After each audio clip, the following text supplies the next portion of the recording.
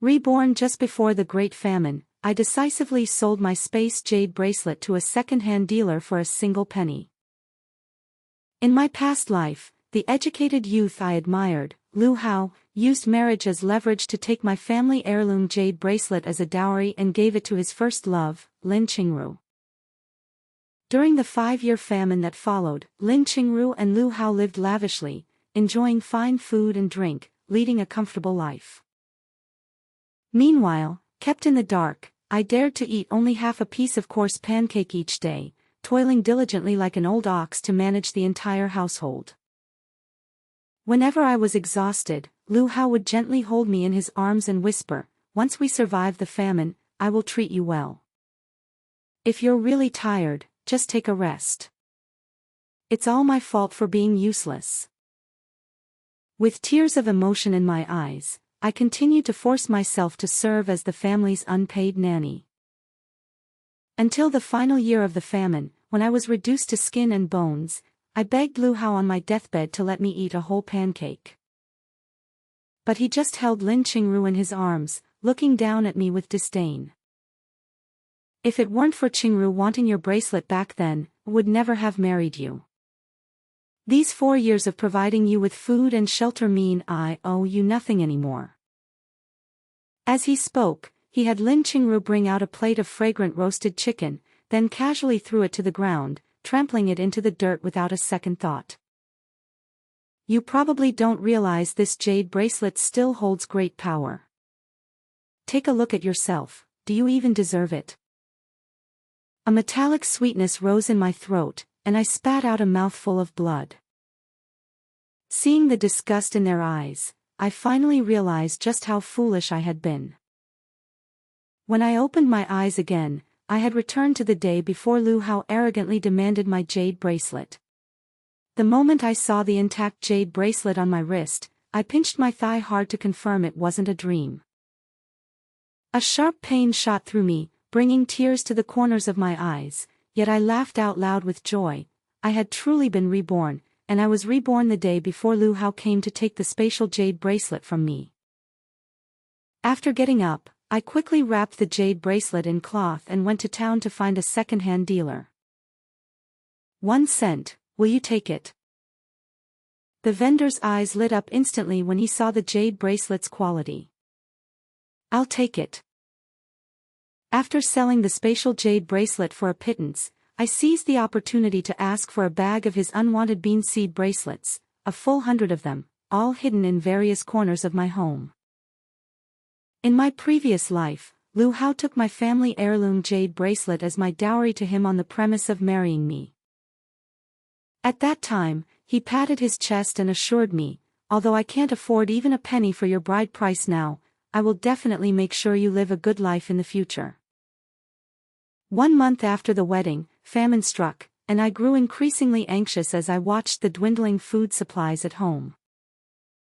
Lu Hao brought his first love Lin Qingru into his home, saying that an extra person means an extra helping hand, and that by supporting each other we could get through this together. I looked at the small half-bag of rice bran in Lin Qingru's hand and reluctantly gritted my teeth before nodding in agreement. When the famine began, our family's food supply was cut off first. I divided 2 coarse pancakes into 3 portions, taking the smallest half for myself and forcing it down with water to last the entire day. Later, the wild vegetables on the mountains were completely dug up, and even the tree bark, leaves, and tender shoots were stripped clean. I fought tooth and nail every day for a few wild vegetables, and when I brought them home to cook into gruel, I couldn't bear to take more than a sip for myself. After struggling for years, my stomach full of guanine clay, I could no longer hold on. Feeling death approaching, I begged Lu Hao to give me a whole piece of bread, but he just chuckled. Holding Lin Qingru, they looked down at me. "Look at yourself now, TSK, TSK. Want some pancake?" He pulled out a fragrant egg pancake, its aroma wafting right under my nose. I almost thought I was hallucinating. For years into the famine, even pig feed was a hot commodity, let alone this egg pancake. I swallowed hard and reached out to take it, only to watch helplessly as Lu Hao tossed the pancake into the spit. The next second, a plate of mouth-watering roasted chicken appeared, and with a smirk at the corner of his mouth, Lu Hao threw it to the ground, trampling it into a muddy mess mixed with yellow soil. I looked at him in confusion, not understanding why he would do such a thing. "You must be wondering why I'm wasting food like this," he burst into laughter and said. "You probably don't even realize the immense power your jade bracelet holds. But look at yourself, do you even deserve it?" I couldn't understand what he was saying. Just then, Lin Qingru smiled, took my hand, and led me into a wondrous space. Endless black soil stretched before us, flourishing with an abundance of crops so diverse it was dizzying. Nearby, there was a small river, mountains, and even houses. Lin Qingru brought me to a warehouse, where I saw sacks of rice piled as high as a mountain. My heart raced uncontrollably at the sight. "Look, Brother Lu, and I don't lack food. Those wild vegetables and coarse rice you brought us, even pigs wouldn't eat them. But Brother Lu didn't want to waste them, so we threw them all into the latrine to use as fertilizer." My body stiffened, and the blood in my veins froze. After leaving the space, Lu Hao and Lin Qingru were still boasting about how well they had lived these past few years, but I could no longer hold back. I spat out a mouthful of blood and was literally angered to death. Toiling for years, only to be treated as a joke. Given a second chance at life, I will never repeat the same mistakes. The next day, Lu Hao came knocking on my door just as he had in my previous life. "Zhao Di, I know you have feelings for me. I'm willing to marry you, as long as you give me the bracelet." Before he could finish his sentence, he froze upon seeing my bare wrist. "Wait, where's the bracelet?" I shrugged and smiled nonchalantly. "Threw it in the sewer." "How is this possible?" "Zhao Di, you're joking with me, right?" Lu Hao grabbed my hand in his urgency. I cried out in pain. "Let me go." I mercilessly shook off his hand. Lu stood frozen, stunned by my cold demeanor. The me from before had adored him, looking at him with eyes full of joy, but now there was nothing left in my gaze but disgust. My mother left me this broken bracelet, and in a moment of carelessness, it fell into the sewer. I'm not even in a hurry about my family heirloom, so why are you in such a rush? Lu Hao couldn't find the words to respond and left, stammering. I knew he wouldn't believe me, and I also knew he wouldn't let it go. During the day, I went to work as usual to earn work points, and Lu Hao, who was working in the field nearby, looked over eagerly. I ignored him and continued busying myself with my own tasks. Seeing this, Lu Hao had no choice but to take the initiative to strike up a conversation with me. "Zhao Di, have you had breakfast?" Villagers didn't have the concept of 3 meals a day, just lunch and dinner. Only the educated youth from the city would extravagantly eat breakfast. I felt quite uncomfortable watching him fawn over me like that, and without saying a word, I just kept working on my own. A few female educated youth working in the nearby field saw my attitude and grumbled indignantly. "Zhao Di has some skills," making Brother Lu take the initiative to talk to her.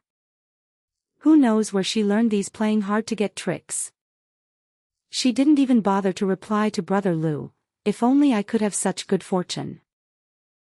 My eyes darkened. This was no blessing. It was clearly sugar-coated arsenic. Returning home, I casually picked up a beaded bracelet to wear and then headed to the kitchen to make myself a bowl of noodles. The noodles had just been served when a knock came at the door. It was Lu Hao, holding a metal lunchbox. He opened it to reveal a steaming bowl of braised pork. "Zhao Di, I figured you hadn't eaten breakfast, so I brought you some braised pork." I pressed my lips together, my expression unchanged. No, thank you. Lu's face turned red with embarrassment when I declined. Jade, I went out of my way to bring you food, and you actually rejected me. Do you still want to marry me or not? I took a step back and shook my head. No, I don't. Lu lost his temper, veins bulging on the back of his hand. Jade, I know you're practically going crazy wanting to marry me. Do you really need to lie about it? All I want is your jade bracelet. Do you have to be so guarded against me? His outburst was exactly the same as in my past life, and I couldn't help but shrink back slightly. In my past life, I wasn't without suspicions about the relationship between Lu Hao and Lin Qingru. After all, the ambiguous glances between them couldn't be faked.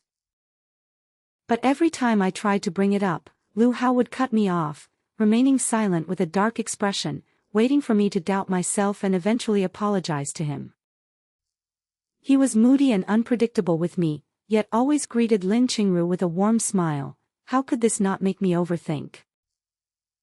I looked up at him and said, word by word, it's not that I'm guarding against you, but the bracelet actually fell into the cesspool. If you really want it, go find it in the cesspool yourself. After I finished speaking, ignoring Lu Hao's livid expression, I immediately closed the door.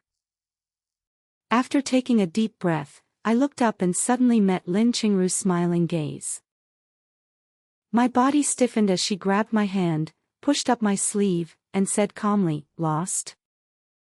Then what's this on your hand?" I forcibly pulled my hand back, a hint of guilt flashing in my eyes. "This is my bracelet." She smiled nonchalantly. "Didn't you say your jade bracelet fell off long ago? Then the one on your wrist must be mine. Jade, I have no grudge against you, so why did you steal my heirloom jade bracelet?" Her last sentence was spoken in a very loud voice. Upon hearing it, Lu Hao directly kicked the door open and barged in. Lu Hao looked at the bracelet on my hand, his eyes instantly flashing with delight. "Jade, I never expected you to be this kind of person. Quickly return the bracelet to Qingru."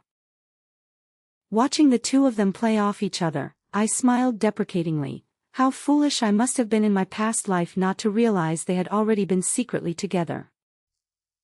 Seeing my silence, Lu Hao threatened me again with marriage. "Jade, if you give the bracelet to Qingru now, I'm willing to marry you. I know this bracelet is important to you, but it's even more important to Qingru. Don't you want to be my wife?" I chuckled coldly. "Wife? Isn't she just a nanny? And with the same bracelet, why is it more important to her? At the end of the day, it's just that Lu Hao thinks I'm not worthy." I turned to meet Lin Qingru's gaze. "Aren't you afraid I'll call the police and have you arrested for twisting the truth like this?" She smiled nonchalantly and said, "Have you forgotten what my father does for a living?" My pupils trembled with shock. Among the newly arrived educated youth, she held considerable prestige. Even the village chief had to show her some respect, precisely because her father held a significant official position in the city. That's why she could act so brazenly now. I sneered, gritted my teeth, shoved past the two of them, ran to the manure pit beside the yard, took off the bracelet and tossed it inside. Lin Qingru and Lu Hao hurried over, only to see the white jade bracelet slowly sinking down. She felt a surge of blood rush to her head, her temples throbbing violently, and she raised her hand and slapped me across the face without mercy. Her eyes blazing with fury, it took her a long moment before she finally squeezed out a low growl from her throat. "Jade." I turned my head and spat out a mouthful of bloody foam, sneering, "If I can't have it, neither will you." Seeing her about to hit me again, Lu Hao instantly panicked. "Qingru, stop, don't hit her anymore." She raised her cold eyes to look at Lu Hao. What, are you going to speak up for her? Lu Hao quickly waved his hands, pointing at the cesspit. No, how could I take her side? Hurry and fish out the bracelet, or it'll sink to the bottom.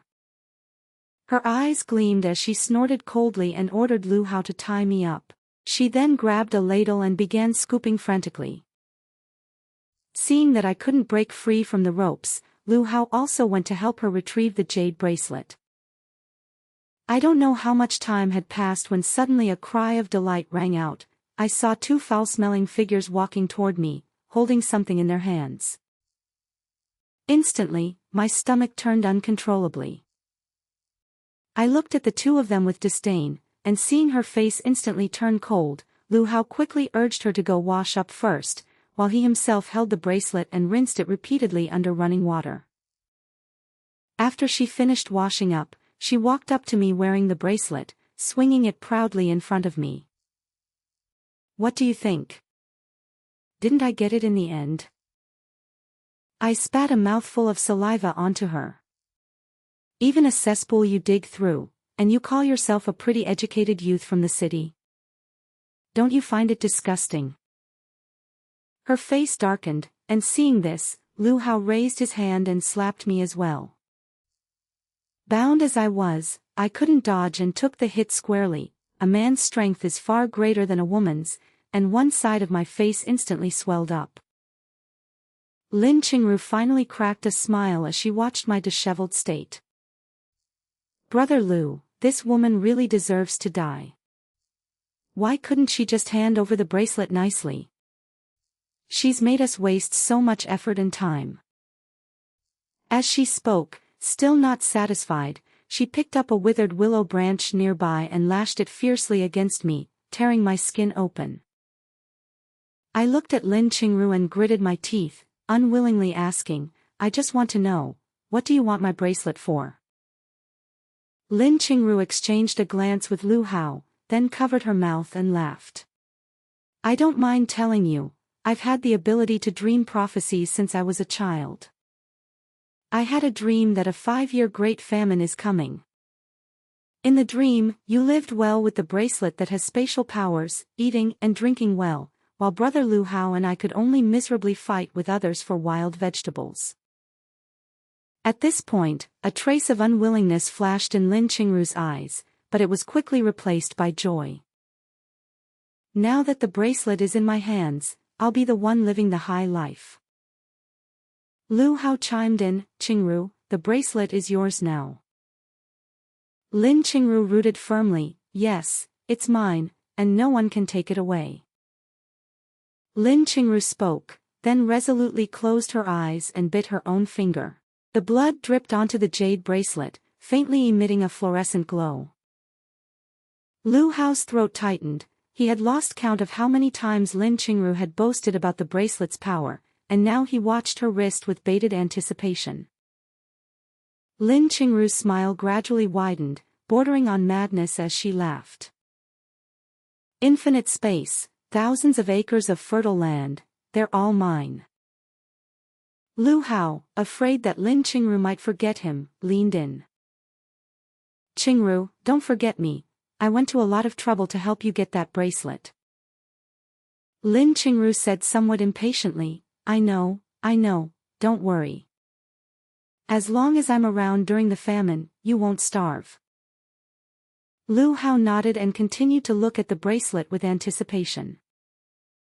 The two of them stared at it for 10 minutes, but the bracelet remained unchanged, as if the faint glow from earlier had been just an illusion. Lin Qingru shook the bracelet in disbelief. How could this be? That can't be, I clearly saw it glowing just now. I scoffed dismissively. You must be blind, that was just the sun's reflection. Lin Qingru's gaze at me turned venomous as she picked up the willow branch and lashed me fiercely once more. Zhao Di, is it you who's playing these ghostly tricks? Lu Hao also looked at me with impatience, his eyes filled with gloom.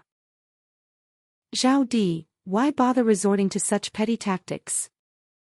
Aren't you just making things harder for yourself? Tell me, where is the real family heirloom jade bracelet? I turned my head away without speaking, putting on a look of shameless defiance. This attitude infuriated Lin Qingru, who sneered coldly. I was thinking that when the famine comes, I might still spare you a few mouthfuls of pig feed, but Zhao Di, you've brought this upon yourself. You don't know what's good for you. With that, she swept into my room with Lu Hao in tow. The two began their search and quickly found a bracelet. I found it. Lin Qingru smiled happily, locking eyes with Lu Hao. But Lu Hao was also holding a bracelet with a joyful expression. Qingru, I found one too. Lin Qingru's smiling face froze instantly. She checked under the bed again. There lay 10 bracelets, neatly arranged. In the wardrobe, 5. In the firewood pile, 7. In the kitchen's salt jar, 1. Finally, the two of them carried a whole pile of bracelets and placed them in the courtyard. After counting them, Lu Hao swallowed hard. Qingru, there are 99 in total, including the one on your hand, that makes 100. Lin Qingru was almost amused to the point of anger. She raised her hand and pinched my chin. Zhao Di, are you messing with me? Is it fun? She was somewhat hysterical, taking off the bracelet from her wrist and throwing it hard onto the ground, shattering it into pieces. She had Lu Hao press me down in front of that pile of bracelets, pinning me firmly to the ground. Believe it or not, I'll kill you. Hurry up and tell me, which one is real? I smiled. Isn't it simple to tell which one is real? Can't you have prophetic dreams? Just go to sleep and let your dreams tell you. Or you could just try bleeding on each one of them. Lin Qingru was getting a bit frantic, staring at the pile of bracelets, wanting to smash them all, but she couldn't bear to, she didn't dare to gamble. Finally, Lin Qingru raised a knife to strike at my neck. Zhao Di, I'll kill you first, anyway, you're just an orphan with no parents. My dad can protect me. I'll try them one by one, I refuse to believe I can't figure it out. Lu Hao was somewhat nervous and wanted to stop Lin Qingru. Just as the knife was about to fall, the roar of a car engine sounded at my doorstep. In the 1970s, even an ox cart was an unimaginable luxury, let alone a car. Lu Hao cautiously glanced outside, then swallowed hard and said nervously, Qingru, it's a military vehicle. Lin Qingru shot me a resentful glance and said, you're lucky. Then both she and Lu Hao hurried away, each carrying a pile of bracelets, not leaving a single one behind. The courtyard gate was opened, and several soldiers quickly came over to untie the ropes binding me. Are you Comrade Huang? What's going on? Are you okay? I shook my head. I'm fine. The next second, my body, which had been barely holding on, sent me a dangerous signal. I couldn't hold on any longer and fainted outright. When I woke up again, I was already lying on a hospital bed in the clinic. Blurrily opening my eyes, I saw a man in a military uniform sitting beside me, and I instantly became fully awake. Back then, I didn't simply sell the bracelet to the second-hand dealer for a penny. Along with it, I also gave him 2 letters. One was for him, containing 5 yuan, instructing him to deliver the bracelet to the government. The other was for him to deliver to the government, containing instructions on how to use the bracelet. I knew that a guilty person carrying a jade ring invites trouble. Rather than keeping it in my hands as a hot potato, it was better to hand it over to the state and let the authorities decide.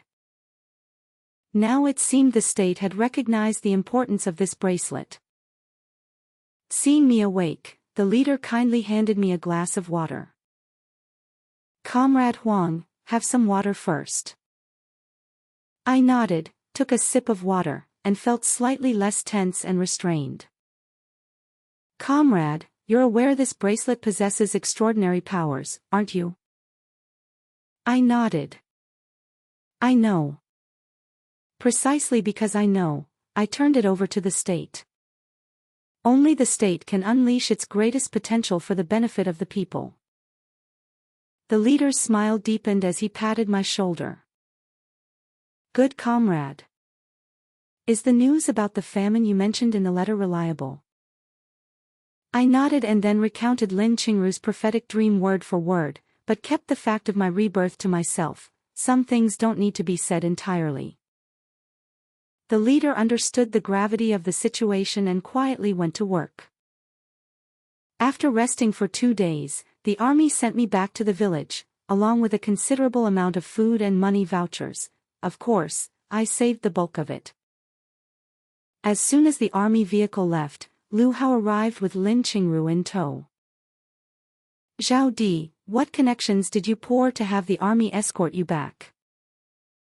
I remained silent, and the two dared not lay a hand on me. They simply threw a bag of shattered bracelet fragments in front of me. Where is the real spatial jade bracelet? Looking at Lin Qingru's pale face, I guessed she had indeed tried them one by one with her blood. Unfortunately, none of them were real. I don't know. Is it really not inside? Looking at my innocent expression, Lin Qingru was left breathless, and Lu Hao quickly helped him up. Lu Hao let the weak Lin Qingru lean on his shoulder, then looked at me with a somewhat complicated expression before slowly speaking. Zhao Di, I didn't think this through properly at the beginning. Take out the jade bracelet, Qingru just doesn't want to starve to death. She'll share half the food inside with you once she gets it. I remained silent, watching them both with an unchanged expression. Lu Hao paused briefly before continuing. Zhao Di, you've changed. I used to think you were a selfless and devoted comrade, but now you've become so selfish, it makes me feel like I don't know you anymore. As he said this, he slightly narrowed his eyes and turned what he believed to be his most handsome profile toward me. Thinking of my past self, I dug my nails into my palms and smiled wryly. I used to be truly selfless. You'd hand off your farm work to me with just a word, then take full credit for 10 work points without a second thought. The meat coupons I couldn't bear to use, the fabric coupons I saved, you took them all, yet never once mentioned what we were to each other. Comrade Lu, shall we settle accounts? Let's calculate exactly how much you owe me. Perhaps it's not just me, the village, the educated youth office, who knows how many other girls like me have fallen for your sweet talk. His hand trembled as he pointed at me. How did you become so petty? Having regained her composure, Lin Qingru glared at me venomously, her tone laced with warning. Zhao Di, don't you dare regret this. With that, she pulled Lu Hao away and left. Meet trouble when it comes. Soon I understood what Lin Qingru meant. After securing the food at home, Lu Hao and Lin Qingru arrived with the village chief. The wooden door at home was banged loudly, and I opened it with impatience written all over my face. What's the matter? As soon as the door opened, the village chief's wrinkled face, smiling so much that his wrinkles bunched together, appeared before me. Girl from the Huang family, isn't it unfair to hide such good things from us? Leave it to the village chief, let the village distribute it. I'll make the decision, you take 30%. How about that? Coming straight out with such a greedy demand, my expression instantly darkened. 30%. Do you take me for a fool to slaughter? The village chief saw my dissatisfaction and hesitated for a long time before tremblingly extending 4 fingers. How about 40%? Little Huang, you know, we're a socialist country now. Don't be too greedy. I sneered, my eyes darting among the 3 of them. isn't it you who are being too greedy? And even if I really handed it over, what I'd get in return would likely be a heavily reduced 40%. The village chief tapped his cane to assert his authority. Huang girl, I'll be straight with you, whether you're willing or not, you must hand over that spatial jade bracelet. Lu Hao softly persuaded me, give it up, it's for the good of the village.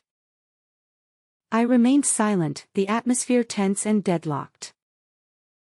Lin Qingru was the first to break the tension. A fleeting trace of hatred flashed in her eyes before she quickly headed toward the village broadcast room. Soon after, Lin Qingru's voice echoed through the broadcast. A famine is coming soon, all villagers, prepare yourselves. Comrade Huang Zhaodi has an endless supply of food at her place, everyone, go and get your share from her. My eyes flickered uneasily. Lin Qingru was clearly determined to make me the target of public outrage, leaving me no way out. Lu Hao also grew anxious. Zhao Di, hurry up and bring it out, otherwise, when everyone starts grabbing, will there even be any left for me?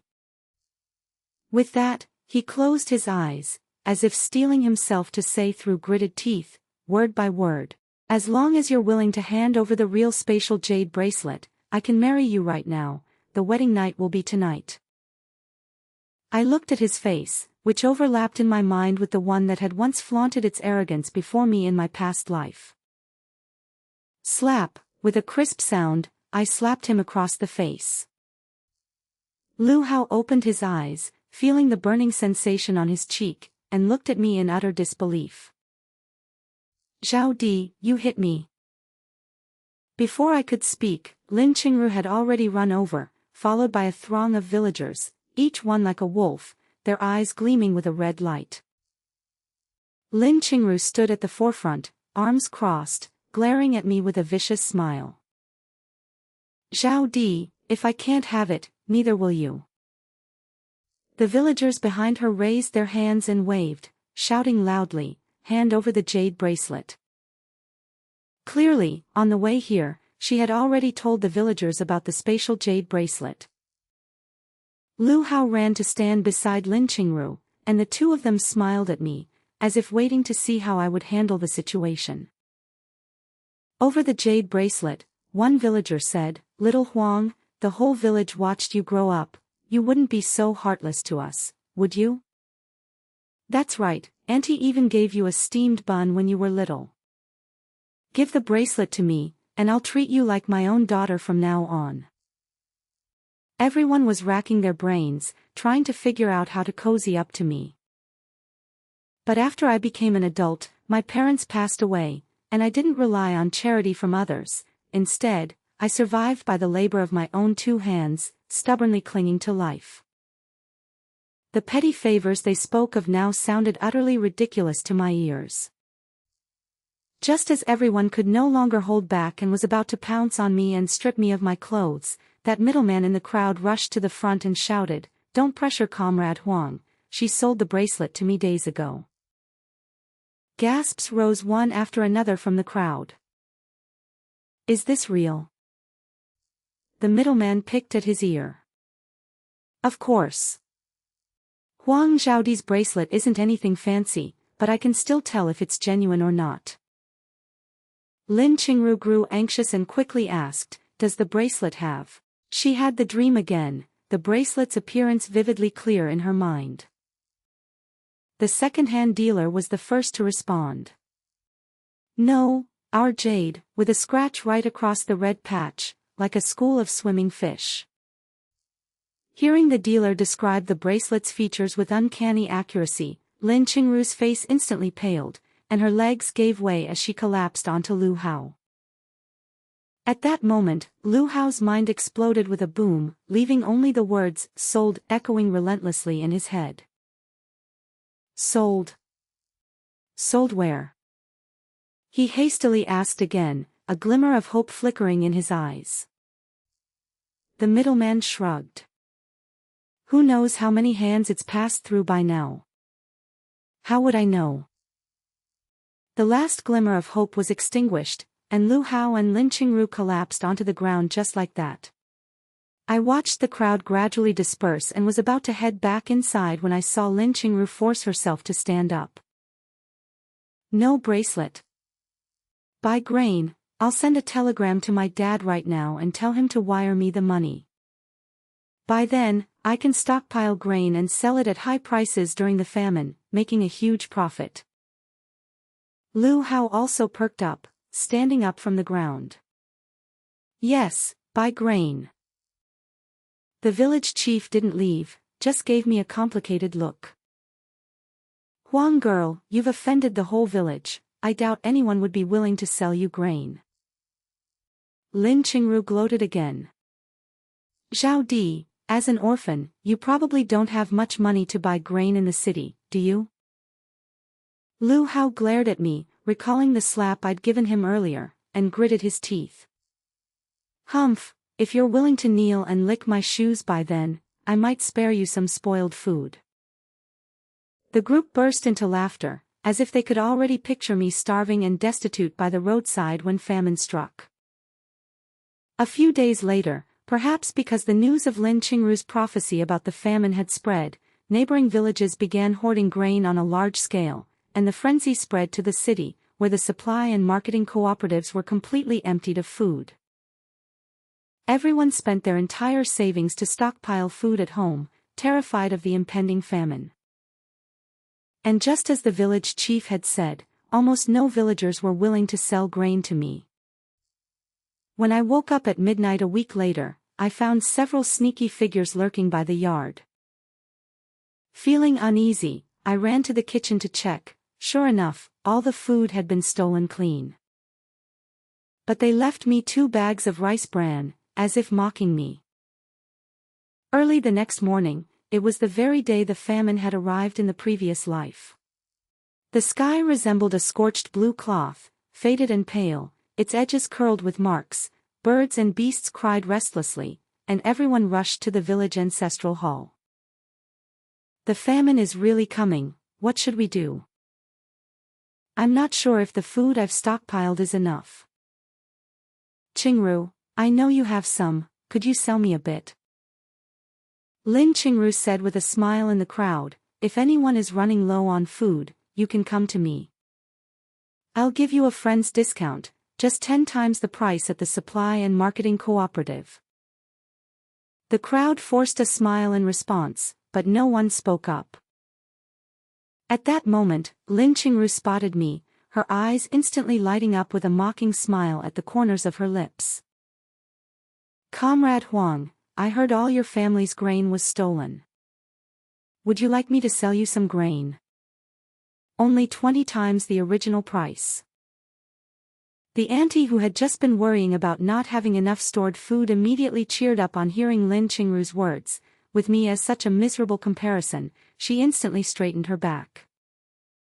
For a moment, everyone looked at me with schadenfreude. I let out a soft laugh, showing no trace of tension at all. No need. Lin Qingru let out a cold laugh. What are you pretending for? There's only 2 bags of rice bran left, how many more days can you last? Why don't you kneel down now, lick my shoes, and beg me to sell you some food? I didn't say a word, just a faint smile lingering at the corners of my mouth, as if completely untouched by the famine, without a trace of worry. Soon Lin Qingru understood why. Government officials arrived in the village, driving in a truck. The leader shouted loudly, "Government announcement, all disaster-stricken areas are now under unified control, with communal meals for everyone. Comrades, don't worry, the national grain reserves are well stocked, and we won't be affected by famine.